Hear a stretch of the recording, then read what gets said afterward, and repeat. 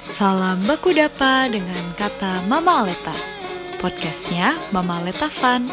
Karibmu berbagi cerita seputar perempuan, lingkungan, dan perjuangan tanah air yang percaya setiap cerita punya makna.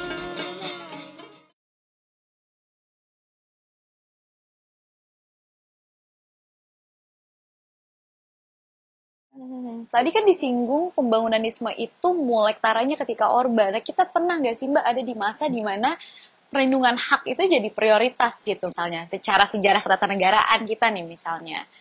Wah, itu berat sekali tuh menjawabnya tuh. Karena begini, kalau barangkali kalau baca konstitusinya, paling tidak tuh waktu tahun 50-an itu ada misalnya Undang-Undang Dasar sementara, Undang-Undang Dasar Republik Indonesia Serikat tahun 49, itu juga hak asasi manusianya bagus. Niatnya bagus karena saya kira semangat revolusi kemerdekaan itu sangat tinggi, semangat anti kolonialisme masih tinggi sekali. Jadi keinginan itu ada. Tapi saya harus kasih catatan bahwa kemudian pada pertengahan tahun 50-an ke atas itu juga rusak.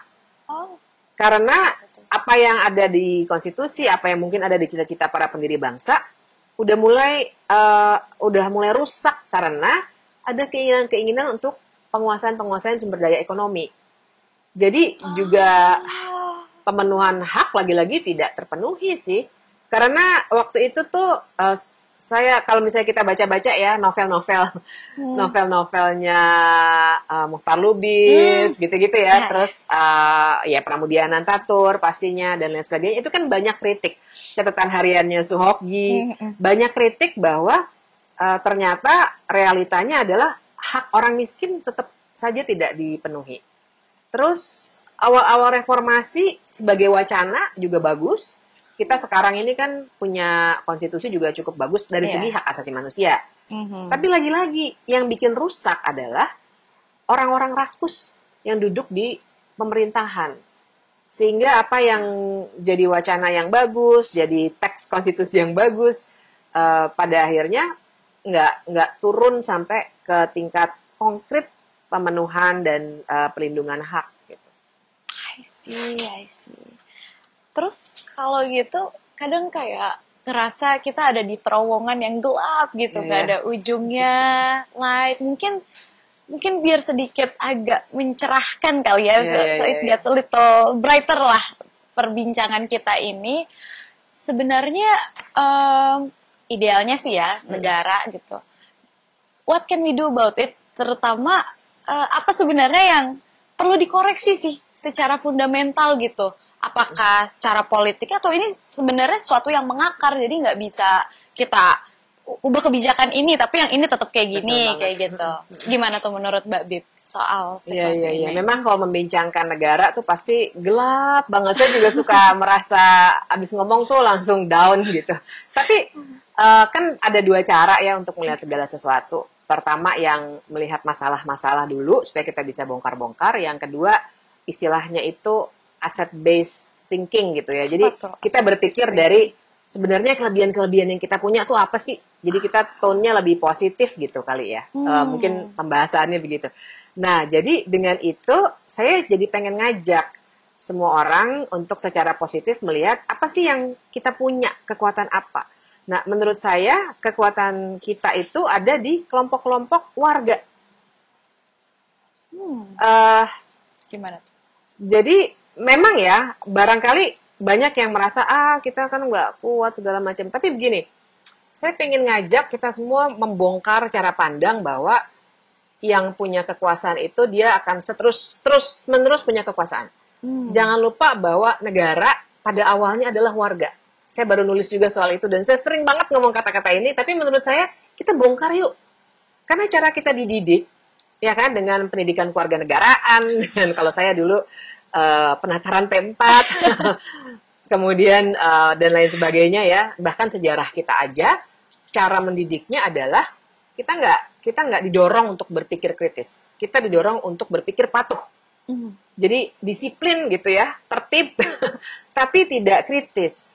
Nah, jadi saya ingin ngajak kita semua membongkar cara pandang itu dan merasa bahwa warga kalau mengerjakan di lokal-lokal itu sebenarnya bisa punya kekuatan, bisa melawan. Dan di satu sisi itu, jadi seperti Mama Aleta, seperti banyak perempuan lainnya di lapangan, laki-laki juga sama begitu ya, yang melakukan perlawanan, itu sebenarnya kekuatan. Bagaimana dengan orang-orang kayak saya yang tinggalnya di Jakarta? Kita bantu, itu yang namanya konsolidasi kan. Yang di Jakarta bantu menyuarakan, bantu untuk memberikan support entah apapun bentuknya ya, dana atau misalnya jaringan dan lain sebagainya untuk menyuarakan ketidakadilan ini. Menurut saya kalau kita bergerak melakukan, jadi memang harus ada perlawanan-perlawanan itu satu tuh ya, perlawanan di lapangan tuh menurut saya mesti diperbanyak dan juga dikonsolidasikan, dibantu sama orang-orang yang tinggal di kota seperti saya gitu ya, karena ini juga harus terus-menerus disuarakan, digaungkan jadi suatu narasi yang besar bahwa orang-orang yang ditindas itu nggak diam saja dan bahwa penindasan itu salah. Itu dulu tuh, karena kalau kita nggak besarkan narasi ini, masih banyak loh orang yang berpikir segala sesuatunya ini baik-baik saja gitu ya, karena nggak melihat penggusuran, nggak melihat kerusakan lingkungan. Itu satu tuh di level lapangan. Di level keduanya memang kita juga harus berbicara soal memperbaiki sistem. Nah, nggak semuanya harus dilakukan oleh satu kelompok. Makanya kita harus bagi-bagi tugas menurut saya. Memperbaiki sistem tuh gimana caranya? Misalnya adalah kita dukung juga dengan cara masing-masing teman-teman yang memang kerjanya di bidang itu. Misalnya teman-teman yang bergerak untuk memperbaiki sistem pemilu. Maksudnya kita jangan jauhkan gitu ya, kamu nih masih percaya gitu. Karena apa aja menurut saya harus dilakukan dalam kondisi yang sekarang. Jadi memperbaiki sistem itu, baik sistem penegakan hukum, soal-soal masalah-masalah di bagian pertanahan, hal kebijakan yang harus dibongkar, termasuk juga bagaimana kita mendorong supaya kartel politik dan oligarki ini nggak terus-menerus direproduksi gitu. Kan kita lelah ya direproduksi, maksud saya nanti habis pemilu ya kita rame-rame seneng nyoblos, melakukan apa gitu ya. Tapi sebenarnya sama aja orang-orangnya. Karena banyak yang masih menganggap partisipasi politik itu hanya waktu ke TPS. Padahal kan waktu kita demo itu juga partisipasi politik menurut saya. Waktu kita melawan penggusuran misalnya itu juga partisipasi politik. Nah, jadi sistem ini juga perlu diperbaiki melalui mendobrak misalnya si kartel politik dan juga oligarki ini dengan membongkar sistem politik kita, pemilunya. Kalaupun yang kecil-kecil seperti misalnya kan teman-teman lagi meributkan soal kok peraturan KPU yang soal kandidat perempuan akan makin menyulitkan dibawa ke Mahkamah Agung untuk judicial review. Kok partai politik nggak harus lagi bikin laporan dana kampanye seperti dulu. Padahal itu salah satunya yang bikin oligarki merajalela gitu kan. Dibawa ke Mahkamah Agung judicial review. Jadi perlawanan yang sifatnya sistemik seperti itu harus dihitung juga sebagai bagian dari perjuangan. Dan pasti ini melelahkan, dan nggak akan setahun 2 tahun, mungkin 5 tahun, 10 tahun juga enggak. Tapi saya kira kita juga bisa belajar dari sejarah kita sendiri. Dari tahun 45 ke 55 aja, baru 10 tahun loh kalau dipikir-pikir kan. Tapi kan waktu itu begitu banyak yang berubah. Ya kan, dari tahun, di negara lain pun begitu. Apa yang terjadi di Amerika Serikat misalnya, soal segregasi kulit putih dan kulit hitam, sekarang naik lagi. Tapi kan sebenarnya kasus-kasus kayak, orang-orang kulit hitam yang nggak boleh naik bis sama kulit putih, nggak boleh masuk kolam renang, kalau kulitnya hitam, itu baru 60-an tahun yang lalu. Jadi memang pekerjaan ini nggak mudah. Tapi saya kira saya ingin tetap tetap kita semua punya semangat yang sama. Justru kalau kita udah mulai turun sedikit, itu langsung dipakai, digiles lagi kita. Makin banyak penindasan yang akan bisa dilakukan oleh orang-orang yang rakus itu. Jadi kalau aku bisa ambil garis besarnya, yang penting dan bisa kita lakukan sekarang itu memperbesar upaya-upaya perjuangan di lapangan, terutama kan kayak sekarang dengan krisis iklim, banyak bencana yang terjadi, krisis ekologi yang terjadi itu jadi mendorong orang-orang untuk mempertahankan ruang hidup itu sebagai siasat bertahan hidup kan, Mbak. Betul. Kemudian sekarang kita punya, tapi kemudian itu diikuti dengan banyaknya kebijakan-kebijakan yang opresif, makanya harus goes hand in hand dengan orang-orang yang berjuang dalam sistem tadi gitu. Jadi alih-alih dijauhkan, justru kita harus terus mengonsolidasikan kekuatan gitu ya, Mbak. Kalau aku bisa ambil betul banget. garis besarnya kayak gitu. Iya. Nah, kalau aku mau tanya ini sih, Mbak, kalau harapan Mbak Bibip sendiri ya sebagai pembela HAM, karena kan kita di sini mau mengarus utamakan narasi pembela HAM, bukan cuma orang-orang yang dilabeli aktivis oleh media-media besar, tapi kemudian ketika kita memperjuangkan hak kita dengan hak sesama kita, termasuk hak alam, itu juga kita masuk dalam kategori pembela HAM. Nah, kalau harapan Mbak Bibip sendiri sebagai pembela HAM, melihat situasi seperti ini, apa yang Mbak Bibip ingin lihat ke depannya gitu? Tadi udah diinin sih. Iya. Ada tulisan yang menarik tuh dari kawan kita, namanya Robertus Robert, yang pernah menulis soal kultur HAM. Yang dia maksud adalah bagaimana caranya kita membangun supaya bahkan dalam bahasa kita sehari-hari, kita menggunakan basisnya selalu hak. Jadi untuk memperjuangkan apapun, persis seperti yang Abil bilang, memperjuangkan lingkungan, basisnya HAM, basisnya hak. Kita berbicara soal kebebasan pers misalnya, basisnya bukannya pers bertanggung jawab, membuat suasana kondusif, bukan. Basisnya adalah HAM, yaitu bahwa kebebasan berekspresi, kebebasan berpendapat tidak boleh dihalangi, dan pers harus mampu untuk atau bukan harus mampu ya, tapi pers itu sebenarnya memfasilitasi percakapan-percakapan bermutu itu supaya demokrasi jalan. Nah, cara berpikir kita, menurut saya yang kita harus ubah. Jadi kedepannya saya punya harapan misalnya, waktu berbicara pendidikan kewargaan, sebenarnya bukan kewarganegaraan ya, tapi kewargaan. Civikus kita ini. Ya kan, dalam konteks kewargaan ini, kita berbicara bukannya patuh, terus supremasi hukum, wah gitu ya. Seakan-akan kalau dia hukum negara, dia pasti benar dan adil. Padahal yang bikin hukum siapa? Iya. Orang-orang juga. Dan orang-orang itu rata-rata orang-orang rakus itu gitu kan. Politisi itu yang etiknya sangat perlu kita pertanyakan. Nah, kalau cara berpikir kita masih seperti itu, memang yang akan terjadi adalah penindasan-penindasan oleh yang punya kekuasaan. Jadi keserakahannya itu akan makin terfasilitasi dengan kekuasaan-kekuasaan negara itu. Nah, jadi kedepannya memang kita harus mempercakapkan hak itu sebagai sesuatu yang sifatnya sehari-hari. Untuk pergi ke kampus misalnya. Oh, itu soal hak. Hak untuk mendapatkan pendidikan. Supaya memenuhi hak kita untuk hidup lebih baik gitu.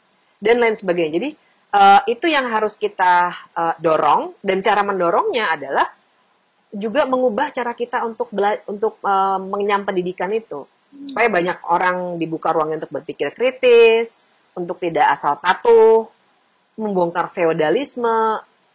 Feodalisme tuh parah banget ya, menurut saya merusak sistem tuh. Sampai ke sekolah-sekolah sampai ke sekolah, terus juga menghormati secukupnya pasti ya, itu namanya adab begitu ya. Tapi feodalisme itu yang dibawa ke ruang politik. Dan itu yang bikin orang-orang tuh jadi berlomba-lomba untuk dapat jabatan-jabatan politik. Menurunkannya sampai ke anaknya, bikin dinasti politik. Karena dianggapnya hanya dengan cara itulah mereka bisa dihormati. Kan sebenarnya kan gitu ya. Jadi nggak menumpuk soal-soal keilmuan dan jadi legitimasi itu tidak dibangun melalui ilmu, perilaku, tapi dengan jabatan. Jadi hari yang dikejar tuh jabatan aja, tanpa memikirkan bahwa sebenarnya kekuasaan itu kan digunakan untuk memenuhi hak. Nah, jadi cara berpikir itu tuh yang harus kita ubah melalui pendidikan, pendidikan keluargaan, sejarah juga menurut saya perlu dibongkar tuh.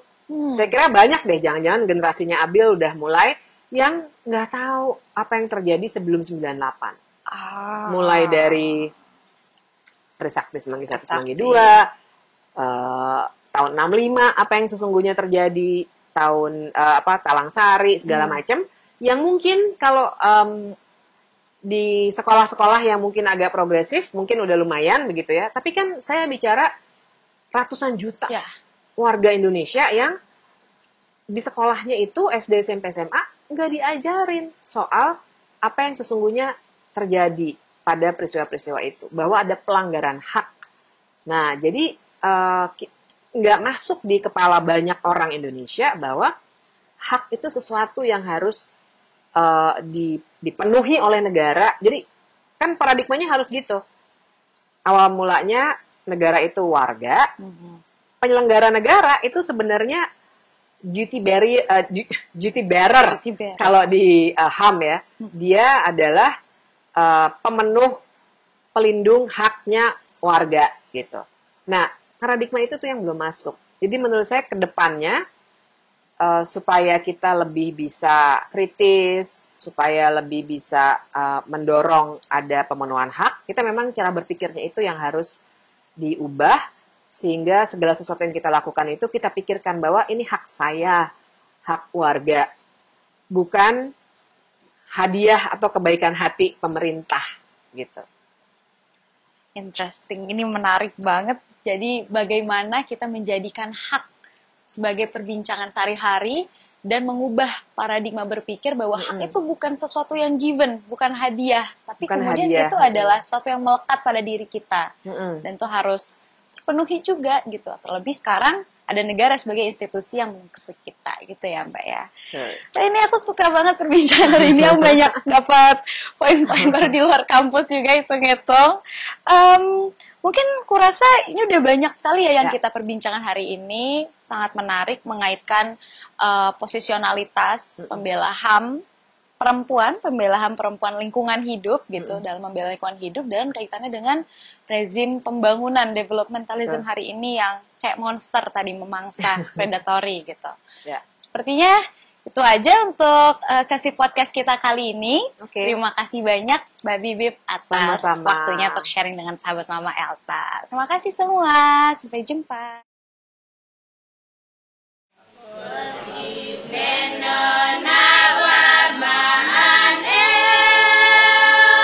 Semoga cerita tadi bernas. Kami undang kamu untuk mengusulkan topik podcast selanjutnya. Bye!